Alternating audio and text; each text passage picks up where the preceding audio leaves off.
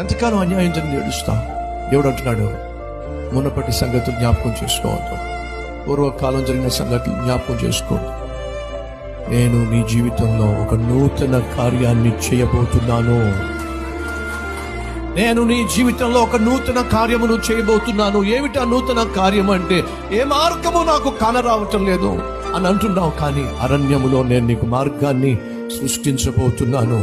ఎడారిగా మిగిలిపోయిన నీ జీవితాన్ని, చిగురు లేని నీ జీవితాన్ని, ఫలము లేని నీ జీవితాన్ని నేను ఫలభరితముగా మార్చబోతున్నాను. దారిలో సెలయేర్లు ప్రవహింప చేయబోతున్నాను. ముందు చూపు కలిగి జీవించు. ఎదుట దేవుడు ఉంచినటువంటి వాగ్దానాన్ని స్వతంత్రించుకునే ప్రయత్నం చేయి. గతంలో నీకు వ్యతిరేకంగా జరిగిన వాటిని గూర్చి మాటి మాటికి జ్ఞాపకం చేసుకుని నిరాశ నిస్పృహలో కూరుకుపోవడం కంటే, గతంలో దేవుడు నీ జీవితంలో చేసిన అద్భుతాలను జ్ఞాపకం చేసుకొని ముందు చూపు కలిగి ముందుకు వెళ్ళు.